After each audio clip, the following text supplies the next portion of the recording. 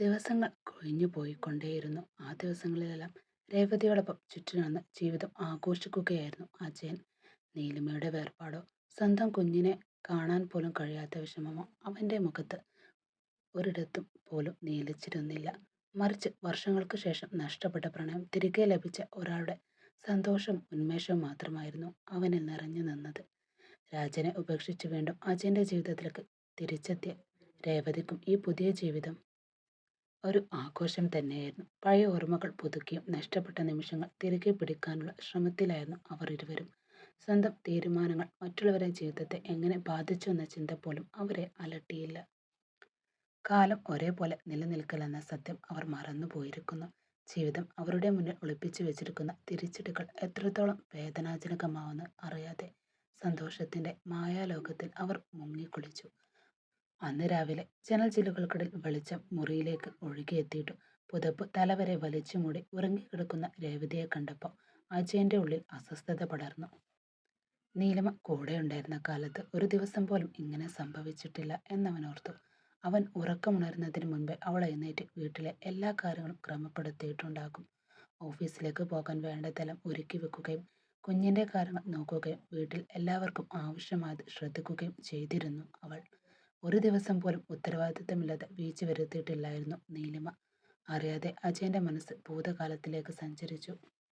രേവതി, തലവേദനയുണ്ട്, ഒരു ചായ എടുത്തു തരാമോ നിനക്ക്? ഉറങ്ങിക്കിടക്കുന്നവളെ പതുക്കെ തട്ടി വിളിച്ചുകൊണ്ട് അവൻ ചോദിച്ചു. അജയ്, ഒന്ന് ഉറങ്ങാൻ വിടെന്നെ. കണ്ണു തുറക്കാൻ പോലും കൂട്ടാകാതെ അവൾ പിറുപിറുത്തു. രേവതി, സമയം എത്രയെന്ന് നിനക്കറിയോ? ഓഫീസിൽ പോകേണ്ടതല്ലേ? എത്ര ദിവസമായി നീ ഇങ്ങനെ തന്നെ കിടക്കുന്നു? അജയന്റെ ശബ്ദത്തിൽ നീരസം നിറഞ്ഞു. പതുക്കെ കണ്ണു തുറന്നവൾ അവനെ നോക്കി. സോറി അജയ്, നല്ല ടയേർഡാണ് ഞാൻ, അതുകൊണ്ടാണ് എഴുന്നേൽക്കാൻ പറ്റാത്തത്. അവളുടെ മറുപടിക്കൊന്നും പറയാതെ അജയൻ കുളിമുറിയിലേക്ക് നടന്നു. അവൻ പോയതും രേവതി പുച്ഛത്തോടെ ചുണ്ടുകൾ കൂട്ടി. രാവിലെ എഴുന്നേറ്റ ഉടനെ പരാതിയുമായി തുടങ്ങും അവൾ അവന് പിറുപിറുത്തുകൊണ്ട് പറഞ്ഞു.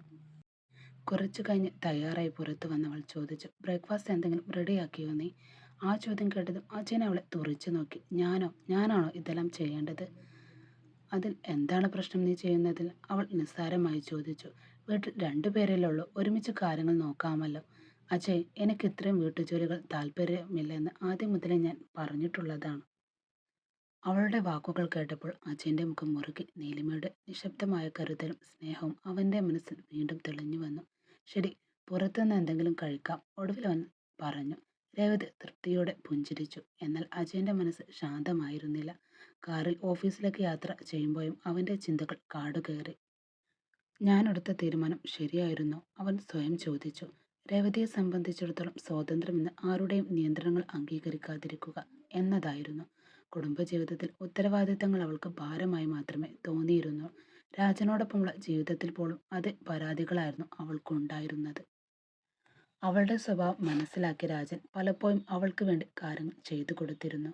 രാവിലെ എഴുന്നേറ്റ് ചായ തയ്യാറാക്കുന്നതും വീട്ടുകാരുടെ ആവശ്യങ്ങൾ നോക്കുന്നതും കുഞ്ഞിന്റെ കാര്യങ്ങൾ ശ്രദ്ധിക്കുന്നതുമെല്ലാം പലപ്പോഴും രാജൻ തന്നെയാണ്. എന്നിട്ടും ആ ജീവിതത്തിൽ അവൾ സന്തോഷം കണ്ടെത്തിയില്ല എന്നതാണ് സത്യം. ഇപ്പോൾ അജയന്റെ ജീവിതത്തിലേക്ക് തിരിച്ചെത്തിയ ശേഷം അവളുടെ കാഴ്ചപ്പാടിൽ വലിയ മാറ്റങ്ങളൊന്നും ഉണ്ടായിരുന്നില്ല.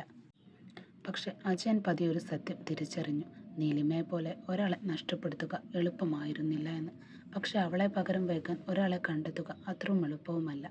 ഓഫീസിൽ നിന്നുള്ള തിരക്കേറിയ ദിനത്തിന് ശേഷം അജയനും രേവതിയും വീട്ടിലേക്ക് എത്തിയപ്പോൾ അവരെ വരവേറ്റത് നിശബ്ദത മാത്രമാണ്.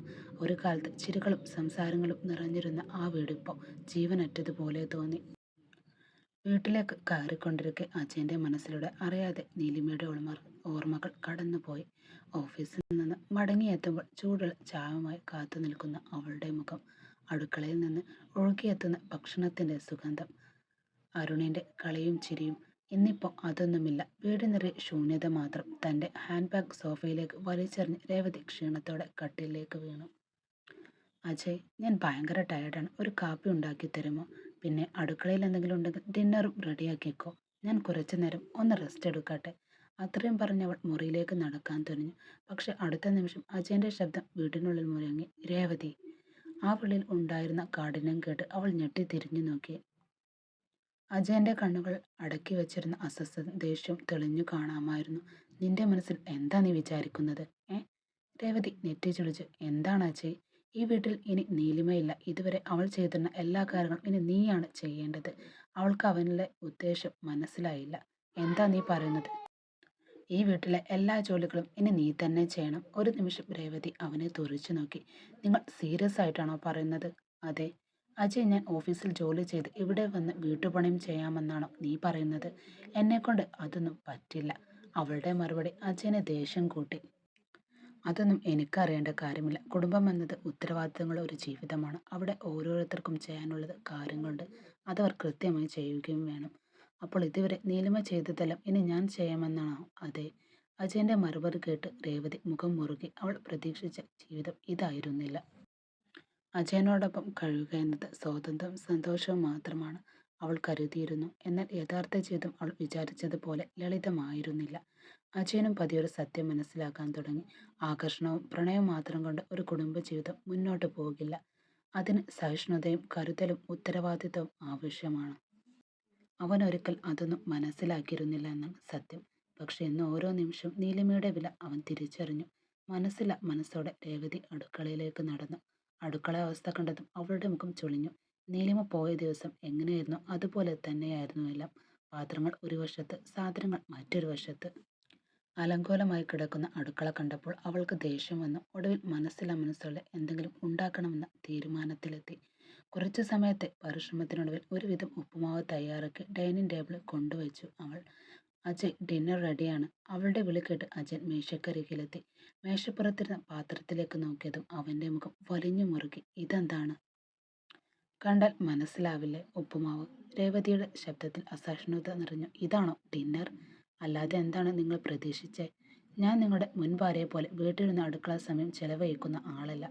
ഓഫീസിൽ ജോലി ചെയ്ത് ഇവിടെ വന്ന് ഇതൊക്കെ ചെയ്യുന്നത് എളുപ്പവുമല്ല. അവളുടെ വാക്കുകൾ അജയന്റെ ഉള്ളിൽ എന്തോ കുത്തിയിറക്കിയതുപോലെ തോന്നി. അറിയാതെ അവന്റെ മനസ്സിൽ നീലിമയുടെ മുഖം വീണ്ടും തെളിഞ്ഞു. ഒരിക്കലും പരാതിപ്പെടാതെ എല്ലാം ചെയ്തിരുന്ന അവൾ. ഒരിക്കൽ പോലും സ്വന്തം ക്ഷീണം പറഞ്ഞ് മാറി നിന്നിട്ടില്ല. ആ ഓർമ്മ അവന്റെ മനസ്സിനെ കൂടുതൽ അസ്വസ്ഥമാക്കി. വിശപ്പും ദേഷ്യവും ചേർന്ന മുഖം കടുപ്പിച്ചിരുന്ന അജയനെ കണ്ട് രേവതി ഒരു നിമിഷം ആലോചിച്ചു. ശേഷം അവൾ മെല്ലെ അവന്റെ അരികിലേക്ക് നടന്നു. അവന്റെ ഷർട്ടിൽ വിരലുകൾ കോർത്തു പിടിച്ചു. പുഞ്ചിരിയോടെ അവൾ അവനെ നോക്കി. അജയ്. ആ സ്വരം മൃദുത്വം അവന്റെ ദേഷ്യത്തെ പതിയെ അലിയിച്ചു. അവൾ അവന്റെ തോളിലേക്ക് ചാഞ്ഞു. വീട്ടുജോലികൾക്കായി ഒരാളെ നിർത്തിയാൽ പോരെ? അപ്പോൾ എനിക്കും ഓഫീസിലെ കാര്യങ്ങൾ നോക്കാം. നിങ്ങളെപ്പോലെ തന്നെ സമയം ചെലവഴിക്കാനും പറ്റും. കൊഞ്ചലോടെ പറഞ്ഞ വാക്കുകൾ കേട്ട് അച്ഛൻ ഒരു നിമിഷം നിശബ്ദനായി.